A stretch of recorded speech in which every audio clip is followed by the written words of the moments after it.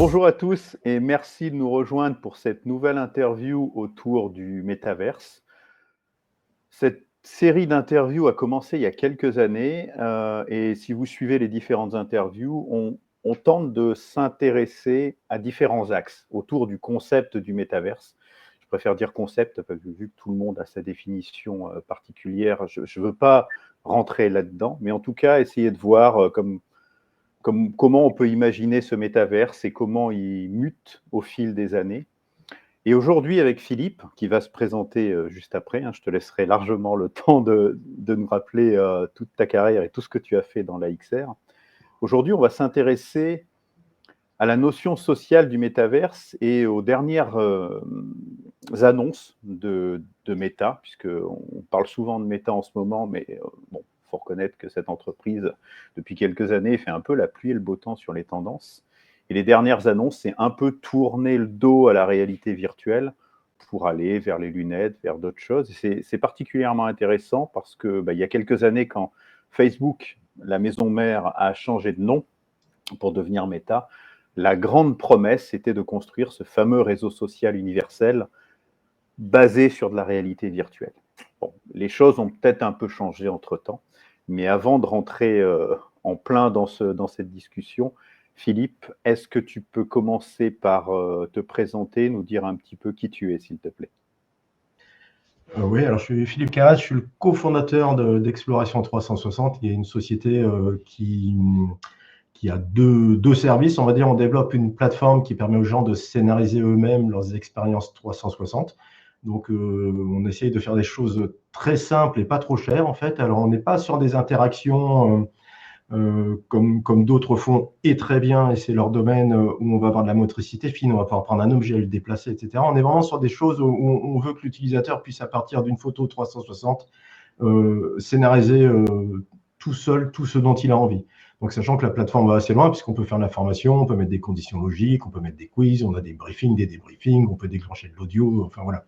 Donc, on travaille beaucoup là-dessus depuis plusieurs années. C'est une plateforme qu'on a d'abord montée pour nous, pour travailler plus vite et mettre à disposition la gestion des contenus après qu'on ait livré quelque chose, parce que on connaît tous ça. Le client qui vous appelle, ah, on a changé de logo, on a changé de numéro de téléphone, c'est plus les mêmes stats, vous pouvez le changer.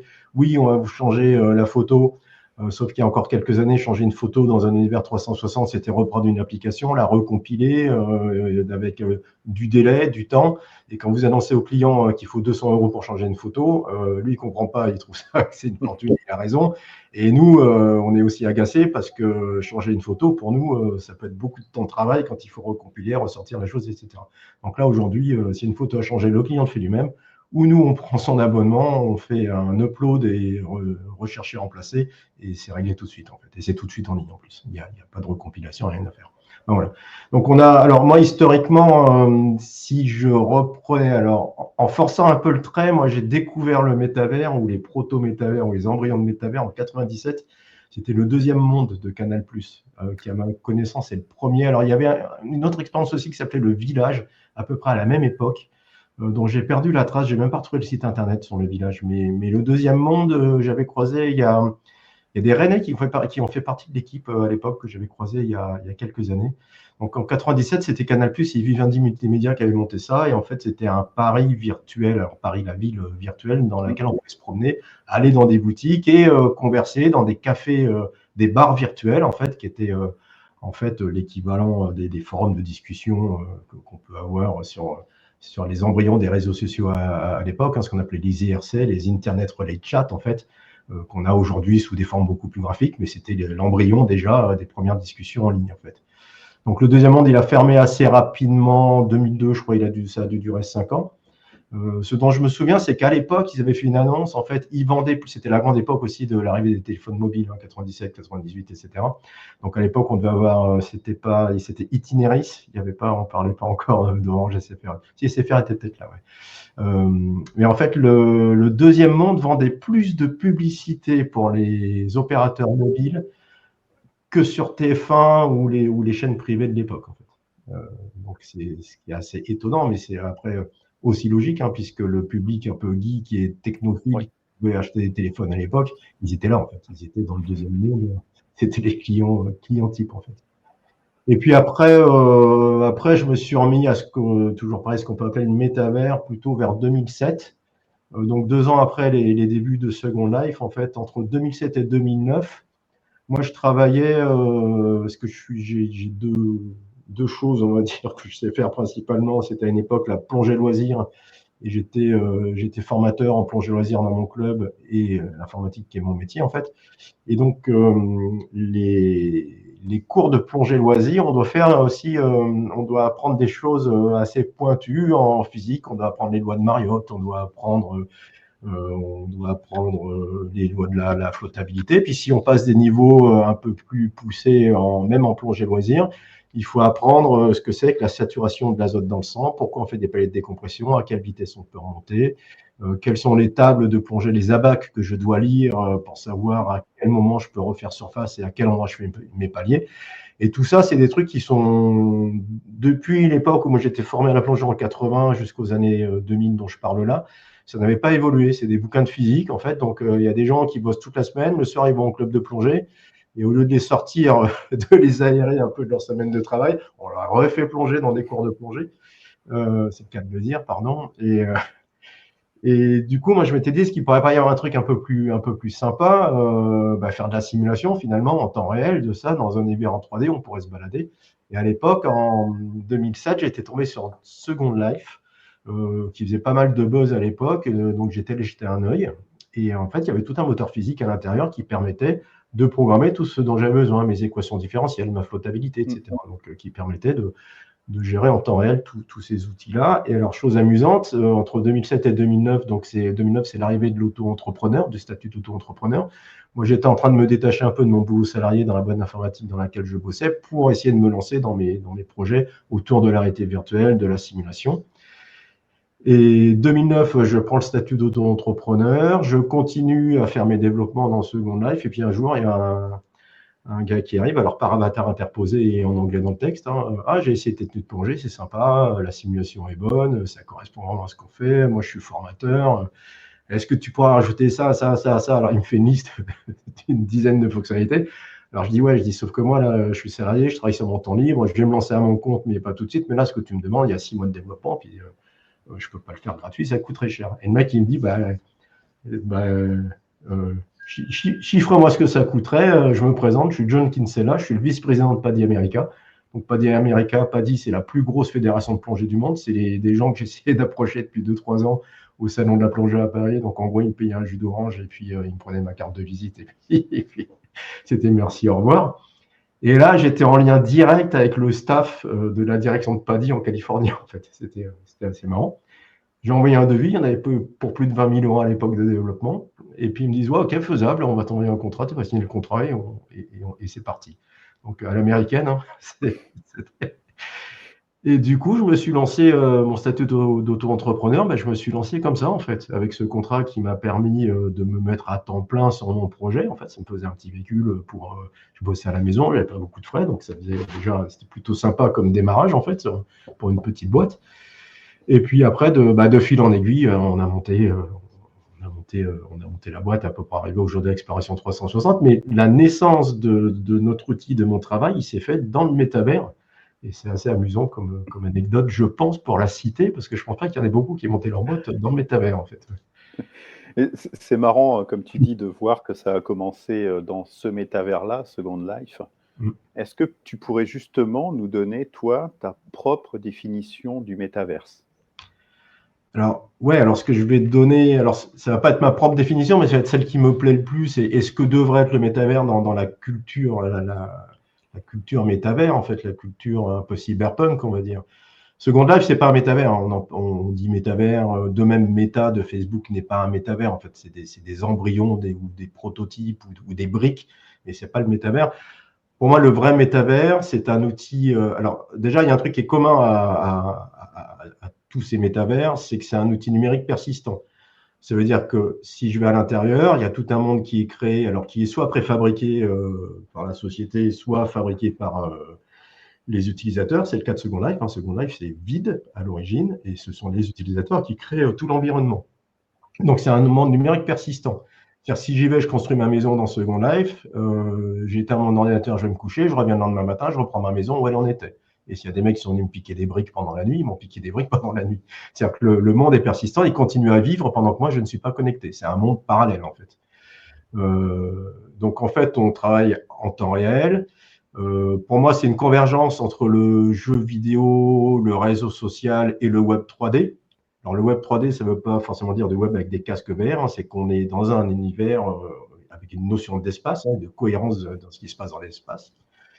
Et puis surtout, ce qui est important, je pense que le concept et le nom, il vient de Snow Crash, hein, qui est un roman de Neil Stephenson de 92. Je l'avais là pour la visio, j'ai dit, il faut que je le montre. Et en fait, surtout, la vraie philosophie d'origine, c'est que c'est un univers décentralisé. Aujourd'hui, là, tous les exemples qu'on vient de citer, Facebook, Meta, Second Life, le deuxième monde, ce sont des entreprises privées qui créent un outil et qui est centralisé.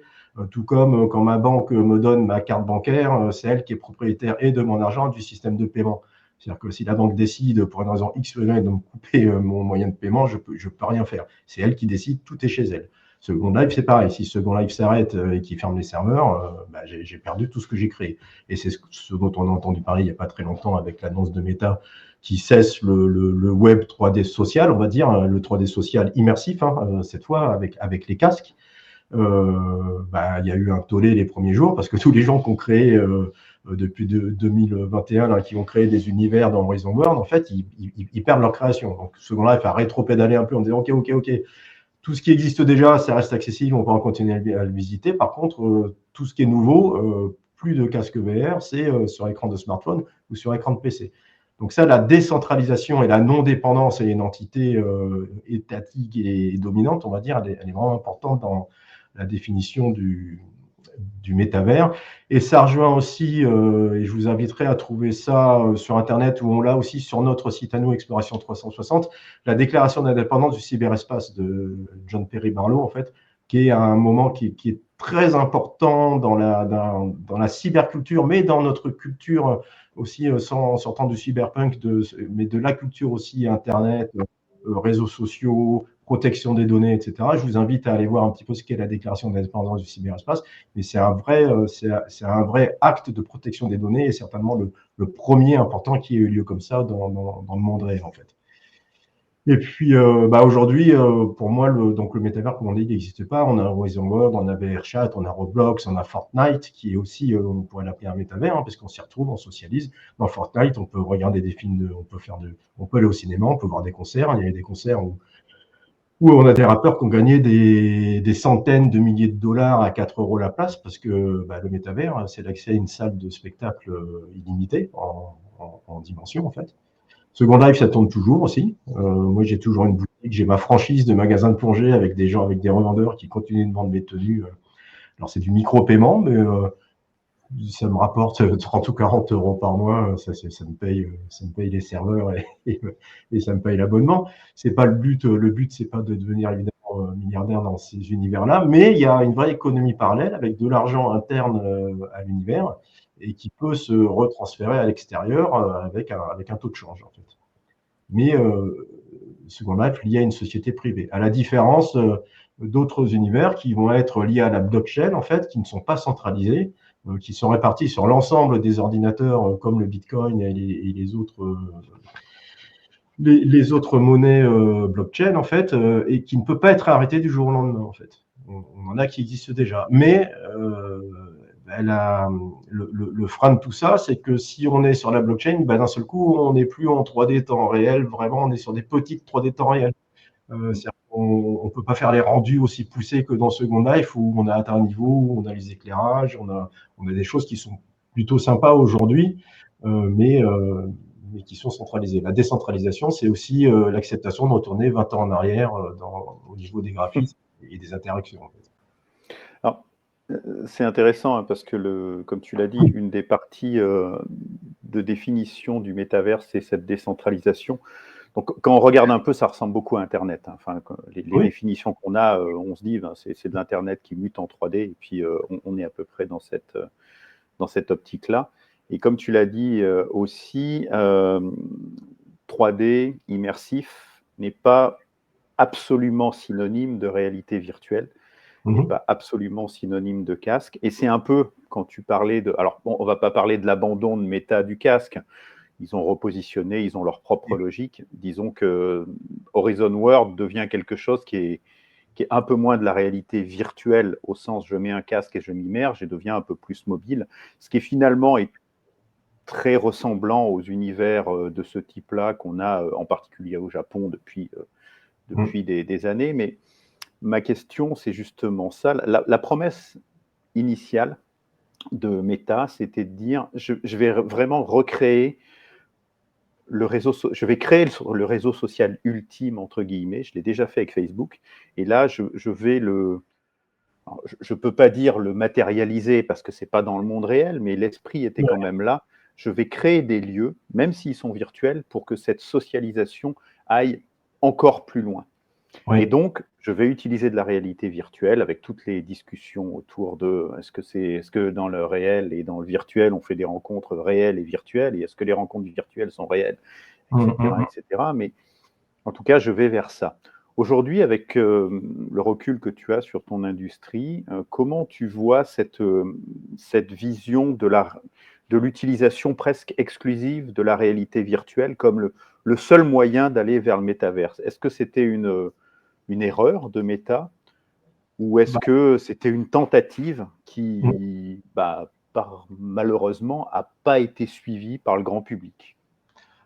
Moi, je le voyais. Alors, une erreur, c'est facile à dire, comme on voit tous les spécialistes sur Facebook et LinkedIn là, depuis quelques semaines dire ouais, on vous l'avait dit. Alors moi, je l'avais pas dit comme ça. J'avais pas dit que ce serait une erreur. Moi, j'avais redonné. On l'a aussi sur notre site internet Exploration 360. J'avais fait un article justement où je redonnais.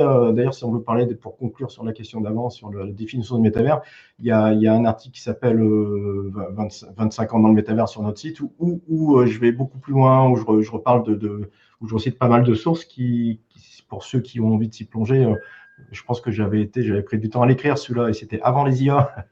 Donc, j'avais passé pas mal de temps à sourcer, etc. Je pense qu'il y a une bonne base pour ceux qui veulent se plonger dedans et qui connaissent pas bien. Et alors, je disais pas forcément que c'était une erreur à l'époque. Je constatais que c'était pas la culture de Meta, enfin pas la culture de Facebook. Moi, je constatais qu'ils faisaient une OPA sur le nom Meta, Métavers, en fait, en s'appelant Meta. Et je pense qu'ils voulaient, en créant l'ultime réseau social dans lequel on rentrait avec des casques VR, je pense qu'il derrière, il y avait certainement aussi l'espoir de trouver un usage pour les casques VR, parce que tout le monde se demandait un peu à quoi ça pouvait servir à l'époque, même si les spécialistes savaient que c'est très bien pour l'éducation, c'est très bien pour la muséographie, c'est bien pour plein de choses. À la maison, il n'y a pas beaucoup d'usages, mis à part... il y a beaucoup de jeux où il faut taper sur des zombies, par exemple. Voilà, il y a beaucoup de choses qui se ressemblent et finalement assez peu d'usages et culturels et en formation, etc. Alors ça s'est développé, hein, mais je trouve que c'est pas l'image qu'a le grand public d'un casque de réalité virtuelle. En fait, voilà, en fait, moi je pense que l'erreur qui s'est construite en temps réel là, depuis, c'est que le casque VR, c'est un super outil d'immersion. Donc, quand tu mets quelqu'un dans une expérience 360 bien conçue, que ce soit une visite d'usine, une préparation des soins médicaux, ça on le fait, et en plus avec des tests cliniques, on sait que ça marche super bien, une exploration sous-marine, l'impact, il est incomparable. Et on a aussi sur notre site internet, j'ai listé des études, en fait, qui est des vraies études scientifiques, hein, pas des études de vendeurs de matériel, où on a les gains. Alors, suivant les cas, suivant les usages, c'est 2% de plus. Alors, ça peut être pas énorme, mais c'est déjà 2%. Mais ça peut être 80% de plus de taux de rétention de l'information, l'engagement. Voilà, ça marche, c'est sûr, en fait. Nous, on le mesure quotidiennement hein, sur les expériences qu'on a chez nos clients. Par contre, le casque, c'est un outil de présence dans un monde, mais pour moi, c'est moins un outil de socialisation que le monde lui-même. Pour moi, l'outil de socialisation, c'est qu'est-ce que propose l'univers dans lequel on propose d'aller, quel que soit le moyen, que ce soit avec mon écran de téléphone, que ce soit avec un casque VR, que ce soit dans Second Life comme tout à l'heure.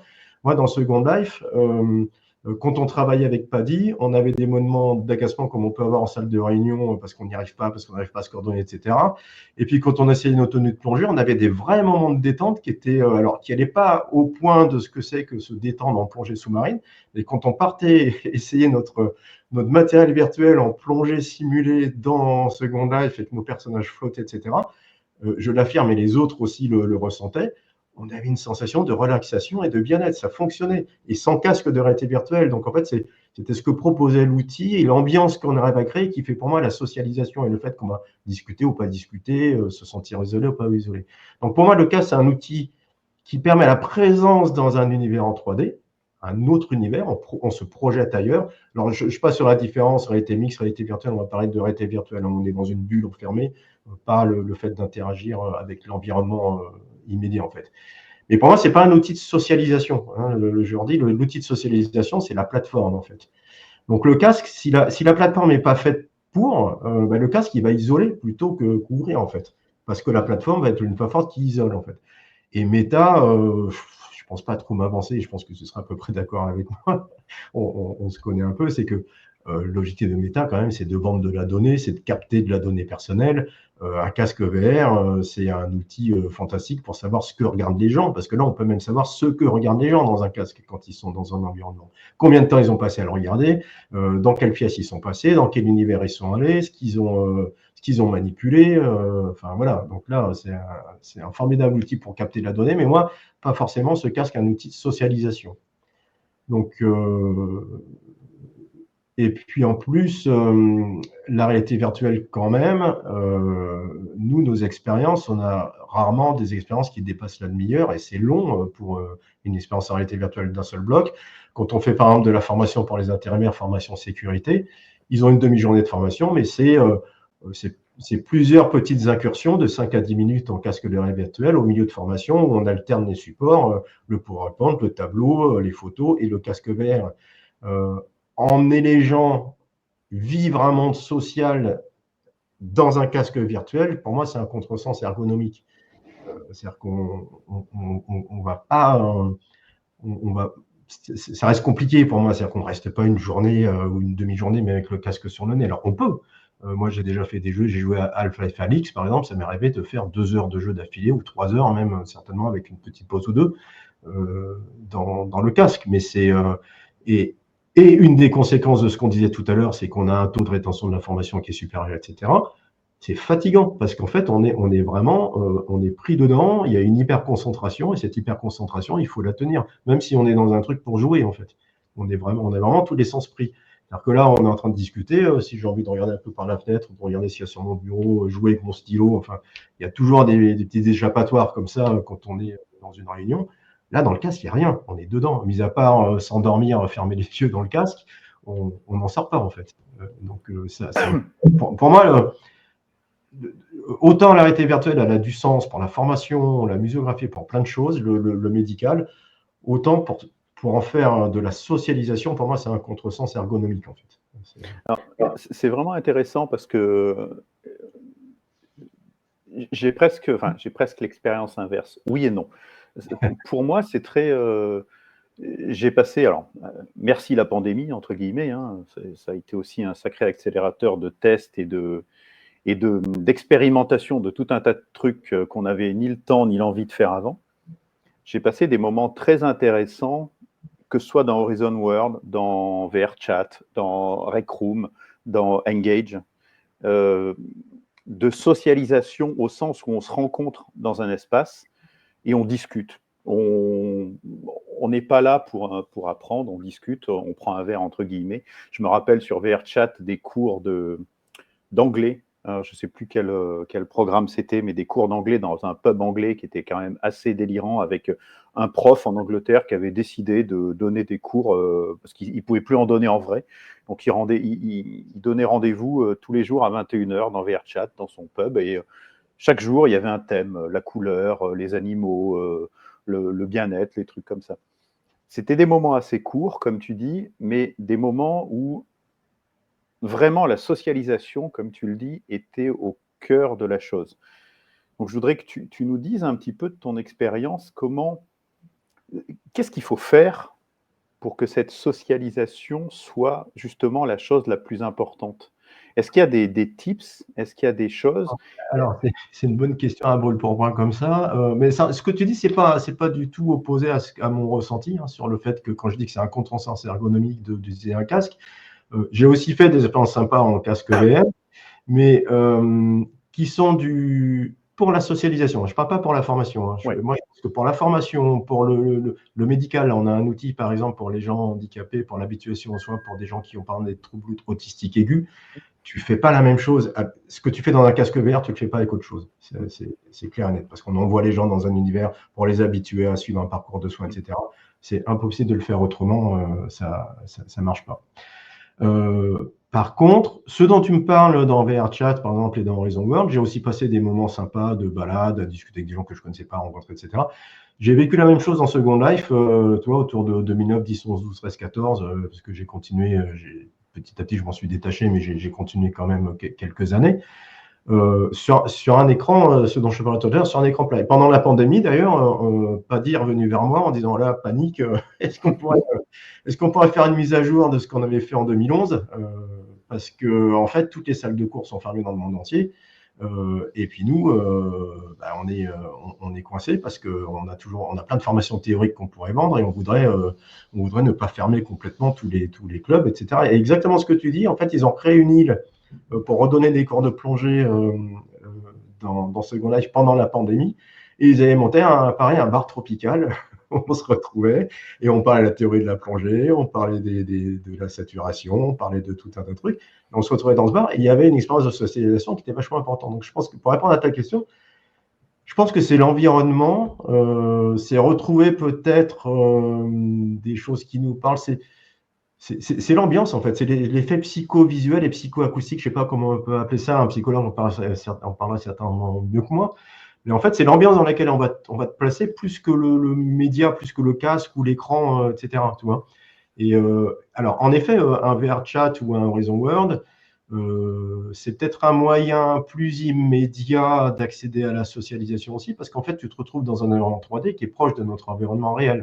Tu te tournes pour parler à des gens, etc. Ce côté-là, il est vachement sympa.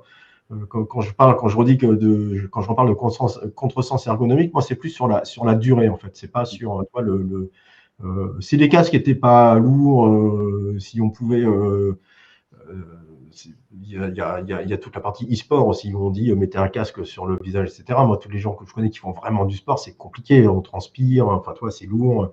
Que ce soit du rameur ou du vélo, ça glisse toujours un peu, il faut le réajuster. Enfin, toi, il y a quand même un truc qui te ramène à une réalité un peu inconfortable, toujours au bout d'un moment, en fait. Mais ça ne m'étonne pas que tu me dises que tu as vraiment connu de bons moments conviviaux dans les casques. Moi, j'en ai vécu aussi. Mais pas moins que dans Second Life, par exemple. Tu vois. Donc, je pense que ce n'est pas lié à l'outil ce que tu as vécu. Tu vois. C'est lié au contexte dans lequel on te place, etc. Moi, les gens avec qui j'ai bossé dans Paddy, c'est ce que je disais. Et puis même à l'époque, il y avait plein de développeurs français. En fait, les Français étaient vachement actifs sur Second Life. Il y avait, je crois qu'il y avait plus de 60% des créateurs de contenu qui étaient français, en fait, parce que c'était une boîte américaine. Alors, les Américains, ils consommaient, en fait, les contenus, et les Français étaient plutôt créateurs, donc créateurs de skins, de robes, de tenues. Moi, je faisais mes tenues de plongée, je faisais mes véhicules, etc. Et moi, j'ai rencontré plein de développeurs de Second Life qui étaient éparpillés un peu partout en France. On se retrouvait de temps en temps à Paris, on a vraiment sympathisé. Et à la différence des chatbots IA dont on nous vante les mérites de grands psychologues là, sur nos téléphones aujourd'hui, dans un métavers, que ce soit avec un casque virtuel ou que ce soit derrière un écran, c'est des vrais gens qu'il y a derrière les avatars, en fait. Donc forcément, on discute. Pour moi, par définition, c'est de la socialisation. On parle avec des gens, en fait. Donc, alors que ce soit derrière un pseudonyme et avec une personnalité complètement différente, sans savoir qui est derrière, on peut avoir un gars qui est une fille qui est un gars, un jeune. Moi, je me rappelle d'une fille que je pensais, j'avais discuté avec elle que en chat clavier à l'époque où on développait. Je pensais que c'était quelqu'un qui avait une trentaine d'années à peu près. Elle fabriquait des robes, en fait, dans Second Life. Et on se rencontre sur Paris, c'était une gamine qui avait 15 ans à l'époque. C'était absolument incroyable. Et elle jouait à la plus grande et à l'adulte, en fait. Et c'était bluffant, comme tu peux te faire avoir, justement, par avatar interposé, sur non pas non pas une anonymisation, mais une pseudonymisation, je ne sais pas comment on dit, tu vois, mais c'est jamais vraiment anonyme parce que si tu discutes vraiment avec les gens, tu finis toujours par les rencontrer, savoir qui ils sont, tu vois, mais c'est assez étonnant. Ouais, ouais. Ben voilà, je ne sais pas si ça répond à ta question, mais pour moi, c'est plus une question de la plateforme et de l'univers que du média qu'on utilise pour y rentrer, en fait. Ouais. Alors, forcément, ça va m'amener à une autre question, puisque c'est plus une question de médias et d'univers. Or, les grandes théories, comme on dit, de la Silicon Valley, avec des gens qui pensent des trucs qui marchent ou qui ne marchent pas. Toi, tu as une expérience du terrain, tu as porté des choses sur le terrain. Est-ce qu'aujourd'hui, le métaverse peut être une réalité? Est-ce qu'on peut construire un endroit social, digital, numérique, je ne sais pas comment dire, mais qui n'est pas un lieu physique, qui puisse avoir cette fonction sociale, sachant toutes les réalités. On va oublier les réalités techniques. On va se dire qu'aujourd'hui, à la rigueur, on a un Internet, on a un peu de connexion à peu près là où il faut, et que les outils logiciels pour construire des mondes 3D, on a suffisamment de choses pour pouvoir en faire. On a des ordis, on a des casques pour ceux qui veulent, mais hors de ça, est-ce que le concept même du métaverse peut exister? Enfin, bah, en théorie, il pourrait, mais en fait, j'utilise le conditionnel parce que un de ses fondements, c'est la décentralisation, c'est le fait qu'il ne soit pas possédé par quelqu'un, donc ça sous-entend quand même il faut une espèce de coordination qui ferait que quand il y en a, et on le voit bien, il y en a plein au moment de la blockchain là, qui se sont déclarés comme étant décentralisés. Je ne pense pas qu'il y en ait un vraiment qui soit dominant et dont tout le monde ait entendu parler. Ça sous-entendrait que la population qui y vit et qui fabrique le monde arrive à en faire un standard où tout le monde vient, etc., même si c'est décentralisé, qui devienne une référence, en fait. Ouais, et c'est très intéressant parce que dans Snow Crash, comme tu dis, le monde est décentralisé. Oui. Et si on revient vers des fictions un peu plus récentes, comme dans Ready Player One, le fameux Oasis, c'est pas décentralisé du tout. C'est juste qu'il y a une boîte qui a écrasé toutes les autres. Oui, exactement. Ouais, ouais. Et dans les deux cas, que ce soit que ce soit décentralisé ou pas, c'est toujours des univers qui sont pas très joyeux. C'est jamais voilà quoi, qui sont toujours. Ouais, on va jamais. C'est ça. Ouais, c'est vrai que c'est intéressant. On va jamais. J'allais dire la fleur au fusil, c'est une métaphore guerrière, mais on va jamais par affinité. On y va plutôt par dépit dans ces métaverses-là. Ça, c'est plutôt le côté littérature qui nous donne ces choses-là. Oui, non, mais c'est une fuite, c'est une fuite en fait. Moi, je reprends souvent, alors ça, c'est pas sur notre site internet, c'est plutôt sur mes étagères, mais je dis toujours, je parle souvent de Thomas More en fait, qui a écrit, c'est un auteur du 16e en fait, et qui déjà écrivait sur l'île de l'utopie en fait. L'utopie en fait, c'est une île où les gens se retrouvent et finalement reconstruisent une sorte de monde. Pour moi, c'est les prémices du métavers, ils sont là en fait. C'est Thomas More en fait. Et puis après, on retrouve ça aussi, ce fantasme du monde isolé où on va se retrouver. Il y a l'île à Hélice de Jules Verne aussi, où il y a toute une petite société qui part sur une île qui se déplace au fil de l'eau. Et ça finit aussi pas bien dans l'île à Hélice. Oui, c'est l'île des pirates, la zone qui n'est pas dans le monde. Et puis les riches les luttes internes sur l'île, enfin, etc. Mais pour moi, l'utopie de Thomas More, pour ceux qui s'intéressent aussi d'aller voir un peu ce que c'est, c'est super intéressant parce que pour moi, c'est vraiment les bribes du métavers. C'est une erreur. En fait, on a une société qui s'est constituée et qui finalement convient pas forcément, et on va chercher quelque part une sorte d'Éden dans lequel on pourrait s'échapper et vivre une vie parallèle. C'est ce qui se passe dans Ready Player One en fait, pour échapper à ça au quotidien en fait. Et aujourd'hui, pour répondre à la question, est-ce que le métavers peut exister? Je pense pas. Ce qui existe aujourd'hui, c'est des jardins clos en fait. Il y en a plusieurs, il y a des bribes, mais il n'y a pas d'interconnexion. Alors déjà, il y en a plusieurs qui se basent, ceux qui sont décentralisés, qui se basent sur la blockchain. Il n'y a pas de lien entre, parce que l'intérêt de la blockchain, ce serait que quand on parle de métavers, c'est un univers qui est fabriqué par ses utilisateurs. Donc ça veut dire que moi, par exemple, une des choses prépondérantes, c'est comment je crée mon avatar, comment j'habille mon avatar. Si je me fabrique un chapeau et que je veux changer de plateforme, aujourd'hui, j'ai pas moyen de faire passer mon chapeau d'une plateforme à l'autre. Il faut que je le refabrique dans l'autre plateforme. Alors que le véritable métavers pour moi, ce serait quelque chose qui serait... Alors, c'est tous ces univers décentralisés que je définis comme des jardins clos, mais qui pourraient être aussi reliés grâce à la blockchain, tous les uns entre les autres, et dire, toi, tu as vu, tiens, tu t'es fait, j'ai vu, oh là, Grégory, tu t'es fait un super chapeau là sur, je voudrais le même, et ben, tu me dis, si tu veux, celui-là, je te le vends et j'en fabriquerai un autre, et je te l'achète, mais c'est ton, sur le principe des NFC, en fait, des NFT, pardon. Ton chapeau, il est unique, je te l'achète, et quelle que soit la plateforme sur laquelle tu te trouves, comme elle est décentralisée, ton chapeau, il peut passer d'une plateforme à l'autre, et c'est moi qui le récupère. Pour moi, le vrai métavers, c'est ça, en fait. C'est un monde parallèle dans lequel les transactions marchent comme dans le vrai monde. Un objet, si tu as un chapeau, il est unique. Ou alors, il faut aller chez le fabricant qui en a fait plusieurs. Il faut en acheter un exemplaire et tu déduis du stock un exemplaire. C'est pas un CTRL-C, CTRL-V, en fait. C'est du contrôle X, en fait. Ouais. Donc, ouais, pour moi, aujourd'hui, techniquement, ça pourrait exister, mais c'est plus socialement que je ne vois pas par où ça pourrait se construire et surtout par qui, comment et qui, quoi pourrait le fédérer, en fait. Oui, quand on repense à ta déclaration d'indépendance du métaverse dont tu parlais au début, c'est vrai que quand on la relit aujourd'hui, on peut se demander ce qu'on a loupé entre-temps pour en arriver là quand même. Hein. Oui. Mais bon. Oui. J'aimerais bien aussi que tu puisses, pour terminer un petit peu cette discussion sur ce métaverse qui s'extrait de la réalité virtuelle, nous parler aussi de réalité augmentée, parce que depuis, on parle beaucoup de lunettes, hein, depuis, encore une fois, que Meta a lancé les Meta Ray-Ban, donc merci Meta.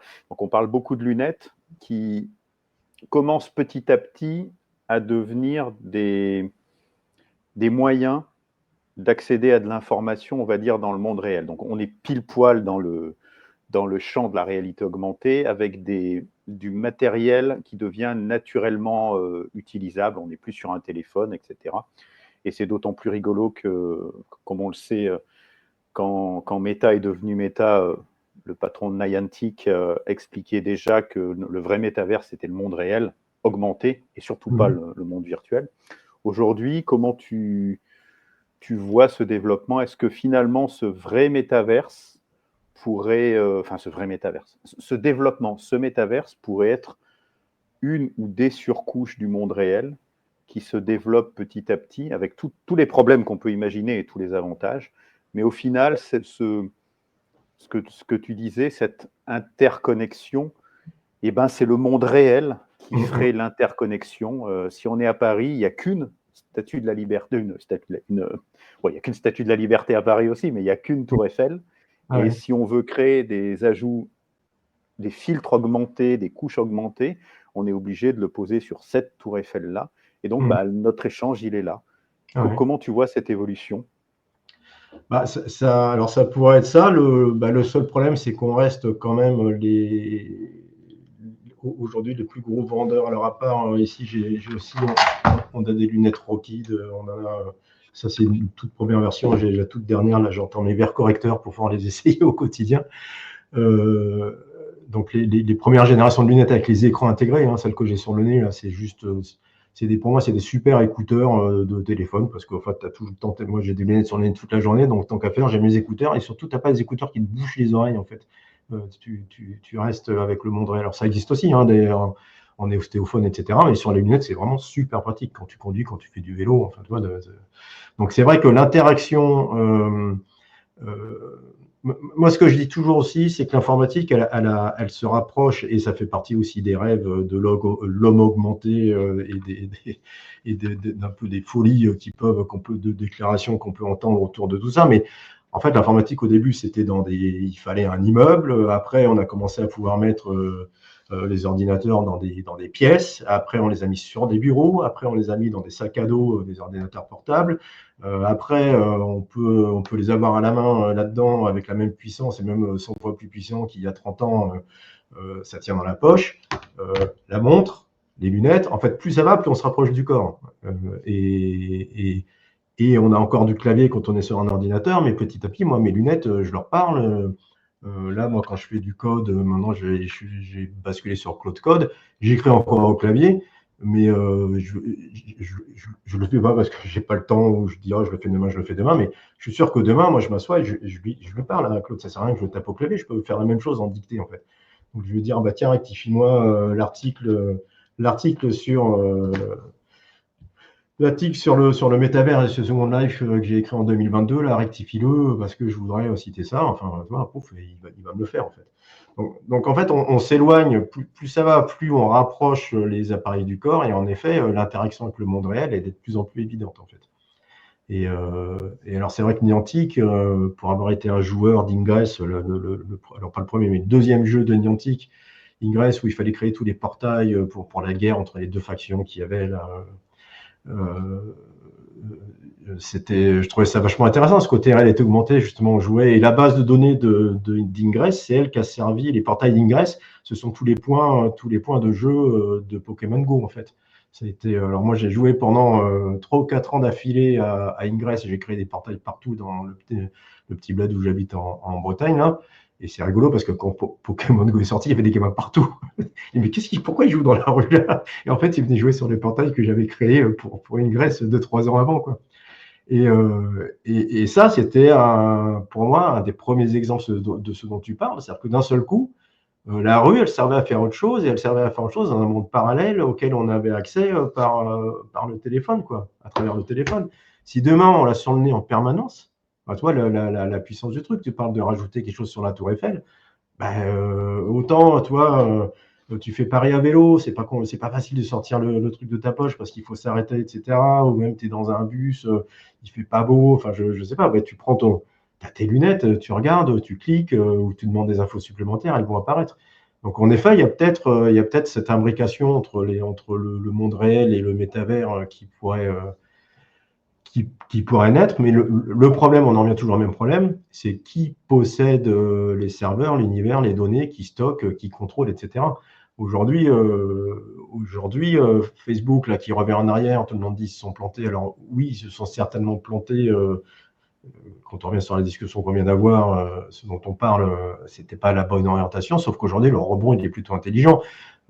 On est les premiers à avoir démocratisé les lunettes. Ray-Ban n'a jamais autant vendu de lunettes que ce modèle-là depuis 7 ou 8 ans, je crois. C'est des records de vente au niveau mondial.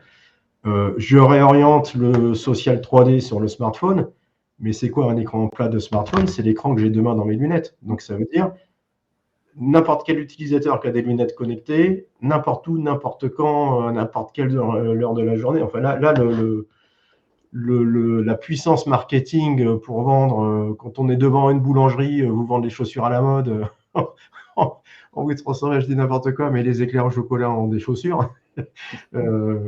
Mais voilà, je ne sais pas jusqu'où ça pourra aller, mais j'aurais tendance à dire que je n'ai pas la réponse de savoir si le métavers va être finalement un métavers augmenté de notre univers, mais j'aurais presque peur que ça le devienne, parce que c'est un outil marketing et de surveillance de masse incroyable. C'est-à-dire qu'on sait où sont les gens, où ils regardent, combien de temps ils regardent, comme on disait tout à l'heure. On peut même écouter ce qu'ils racontent, on sait quelles photos ils ont prises dans quelle rue. Enfin, c'est juste phénoménal. Et puis demain, j'imagine qu'on pourra aussi, non seulement on sait que je regarde par là, j'ai tourné un peu la tête, mais demain, on saura aussi dans quelle direction on regarde mes pupilles, en fait. Donc, il y a une puissance qui fait peur derrière, en fait. Et le problème, c'est que ceux qui vendent les appareils, c'est ceux qui possèdent les plateformes aujourd'hui. Oui. Bon, à part des gens comme X-Reel et éventuellement qui sont des fabricants de matériel, ou Vive qui sont des fabricants de matériel.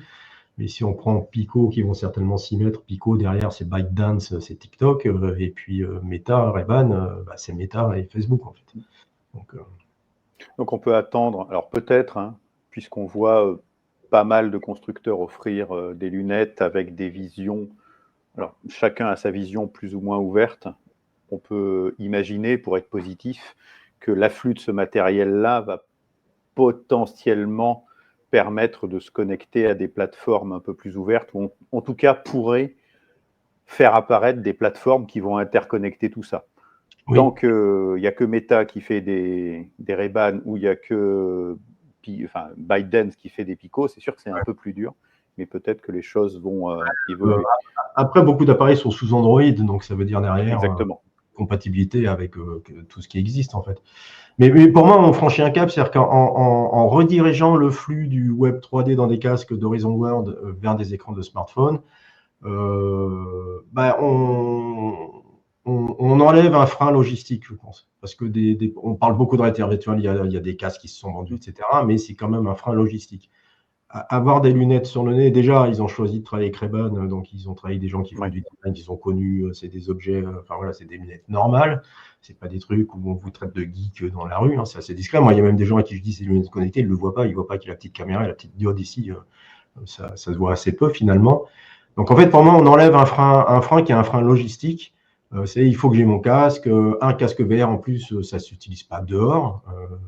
Parce que, alors, il y a le problème aussi, si on met les lentilles au soleil, on crame la dalle de l'écran. Donc, c'est difficile à utiliser dehors. Les lunettes, elles s'utilisent partout. Ou l'écran de smartphone, même si ce n'est pas les lunettes. L'écran du smartphone, tout le monde l'a toujours dans la poche. Donc, en effet, ce métavers augmenté dans la poche ou sur le nez, ça paraît être la solution la plus logique, en tout cas aujourd'hui. Mais pour moi, c'est pas le métavers, c'est une grande foire marketing.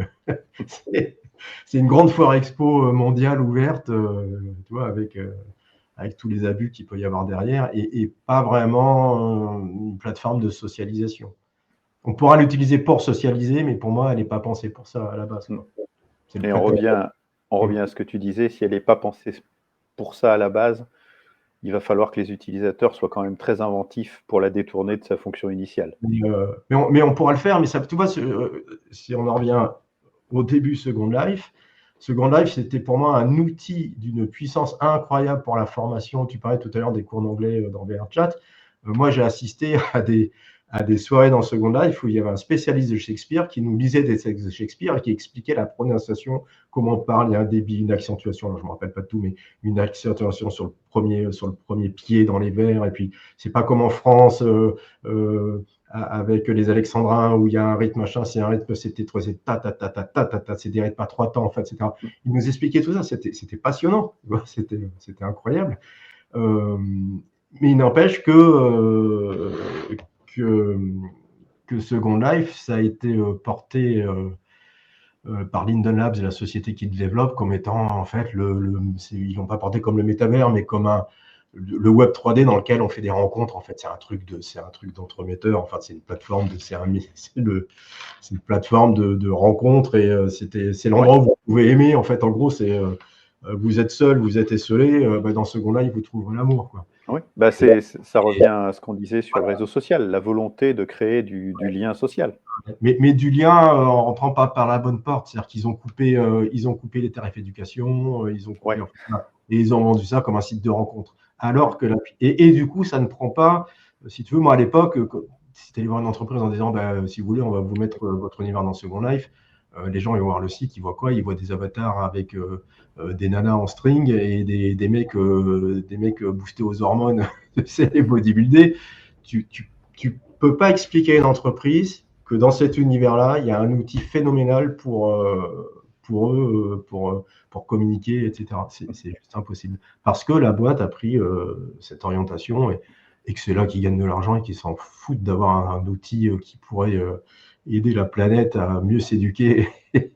Voilà. Écoute, merci beaucoup Philippe. En tout cas, c'était un plaisir de discuter de cette orientation et puis de ces évolutions du métaverse.